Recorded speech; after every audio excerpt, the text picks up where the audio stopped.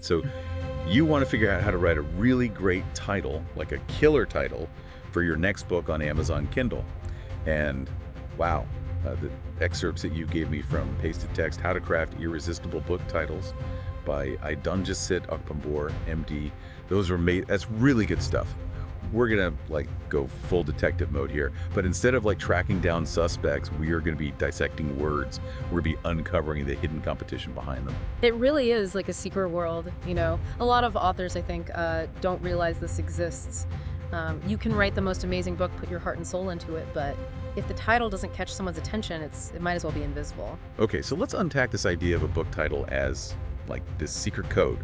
The source material talks about keywords having like narratives in these competitive scores. Yeah. Could you break that down for us a little bit? Yeah, so think of it this way, like each keyword has a story, right? It represents a specific topic, a niche. It's a group of readers who are out there searching for something. And just like with any story, you've got different levels of competition. Some keywords, they're like bustling marketplaces, like tons of books all vying for attention. Others are more like quiet little cafes. Not as crowded, more room to be seen, you know? So how do we measure this competition? How do we figure out where our book kind of fits into all of this? Yeah, that's where that competitive score comes in. It's a metric. It quantifies how much competition there is for a specific keyword on Amazon.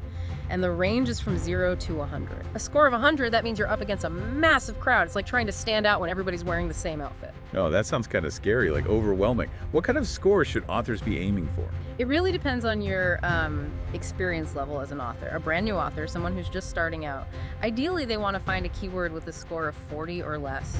Oh, so it's about finding those quieter cafes, finding those niches where you have a better chance of standing out. Exactly, exactly. You know, think about building a loyal fan base, like from the ground up. Starting with less competitive keywords, that lets you get some traction, get those early reviews, and establish yourself as someone people can trust in that niche. That makes a lot of sense. But what about like authors who already have a following? Do they still need to be thinking about this score? Oh, absolutely. Even established authors can benefit. They might have a bit more flexibility, maybe aim for a score around 65 or less, because they've already got an audience. Those readers are more likely to find them even if there is more competition. But having a strategic title can still have a big impact on their visibility. They can still reach new readers, So it's not just about appealing to your current fans, it's also about bringing new people in.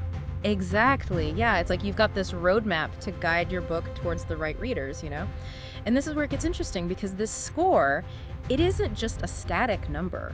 You know, it can actually fluctuate. Trends change, new books come out, reader preferences, you know, they evolve over time. Oh, wow. So it really is like a constantly shifting landscape. Like, Yeah. you really do have to be a detective to keep up with it all. You got it. And the source that you shared, it dives into this really fascinating case study. It uses the example devotional for teen girls to kind of illustrate this. Yes, this is where it really clicked for me. Let's break that down a little bit for our listeners. Sure. So the phrase devotional for teen girls on its own, it has a competitive score of 100. So if a brand new author goes with that title, they're going to have a really tough time. It's like trying to have a conversation at a rock concert. You know what I mean?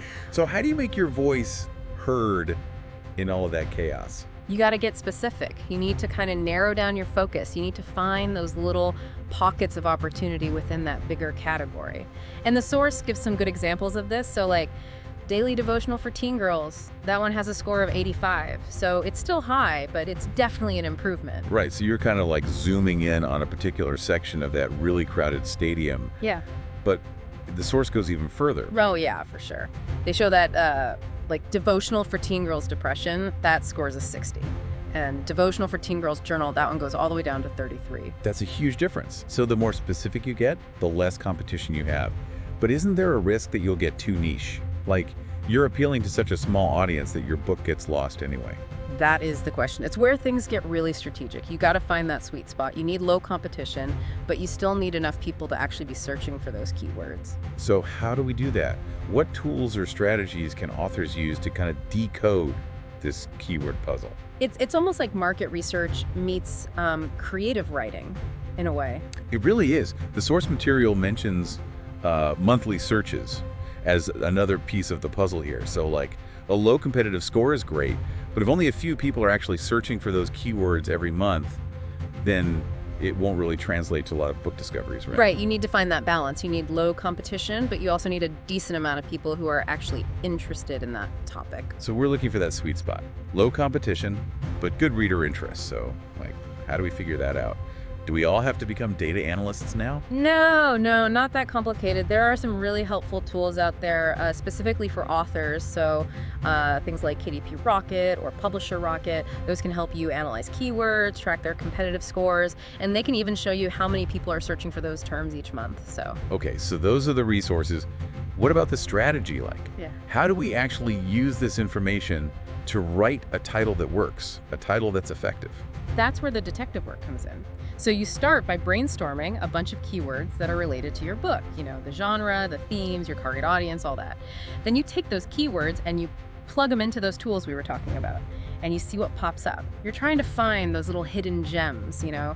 phrases with low competition, but a good amount of search volume. It's like panning for gold, like sifting through all the dirt to find the valuable stuff. Exactly. And this is where paste and text gives some really good advice. The author really emphasizes this idea of thinking beyond just single keywords. Consider those longer, more specific phrases, like the examples we talked about before. Daily devotional for teen girls with anxiety, or a devotional journal for teen girls. Those are targeted, but they're still relevant to a decent-sized audience. Okay, so it's about finding that sweet spot where you're specific enough to stand out, but not so niche that you alienate people. Right, yeah, it's a balancing act for sure. This is starting to make a lot of sense. But I have to admit, it also feels a little bit overwhelming, Like, what happens if you just get it wrong? The source talked about something called the buried book phenomenon. What is that all about? That's the cautionary tale. So imagine you write this amazing book, you put your heart and soul into it, but then it gets lost in the sea of Amazon listings. All because your title doesn't use the right keywords. It's like sending a message in a bottle with no address on it. It might be a beautiful message, but nobody's ever going to get it. That's a powerful image.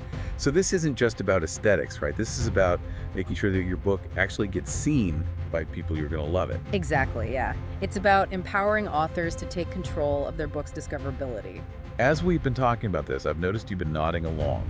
What's really resonating with you about all of this? I think what's striking me the most is it's how much this approach shifts the focus from just writing a good story to thinking about how to actually launch a successful book. It's like the difference between, creating a masterpiece and then making sure that people actually see that masterpiece, That's a great point. So it's not enough to just create, you also have to connect.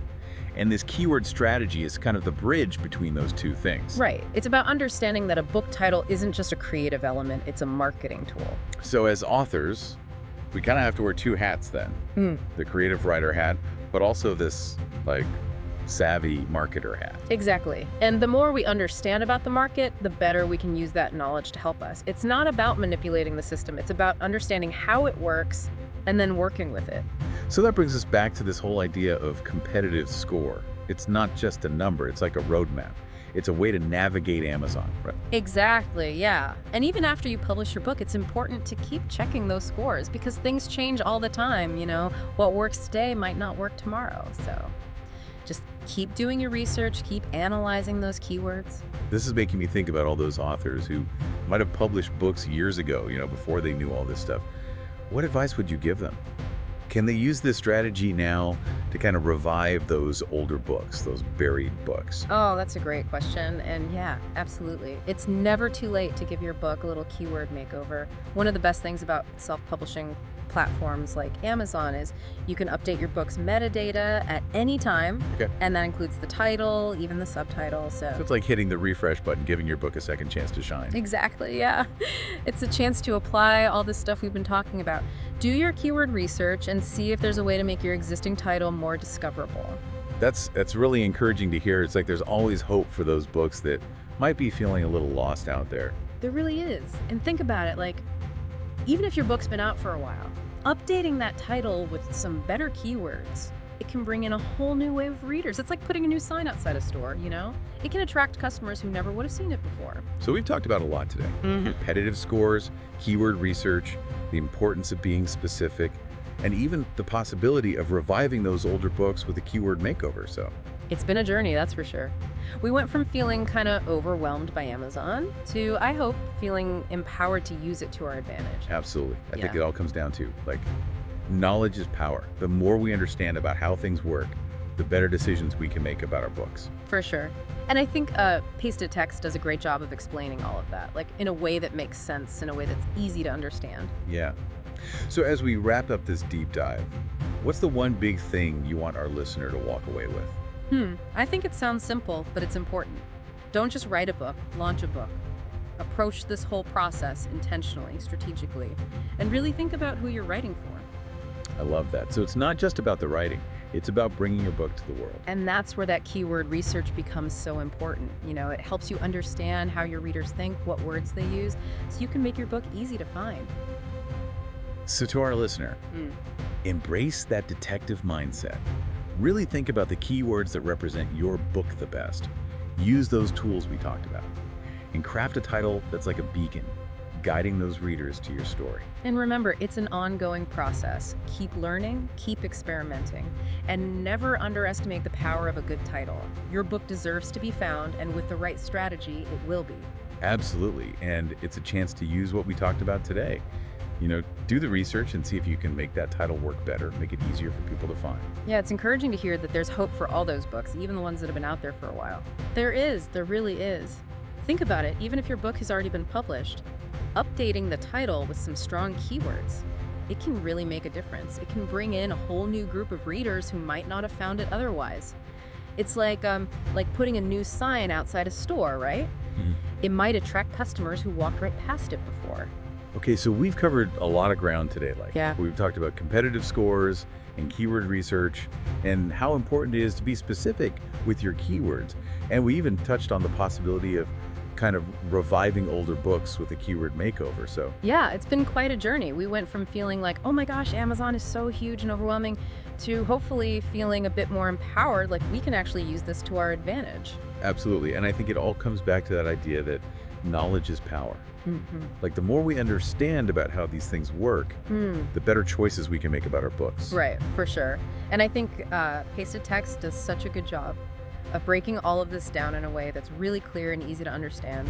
Yeah, absolutely. So as we wrap up this deep dive, what's the one big takeaway you want our listeners to remember? I think this might sound really simple, but it's important. Don't just write a book, launch a book. Think about it strategically, think about your audience, and approach this whole process with intention. I love that. So it's not just about the writing itself, it's about the whole process of bringing your book into the world. And that's where that keyword research is so powerful. It helps you understand the language your readers are using, so you can make your book easy to find. So to our listeners out there, I want to encourage you to embrace that detective mindset, Really think about the key words that best represent your book. Explore those tools that we talked about and craft a title that acts like a beacon, guiding readers to your story. And remember, this is an ongoing thing. Keep learning, keep experimenting, and never underestimate the power of a great title.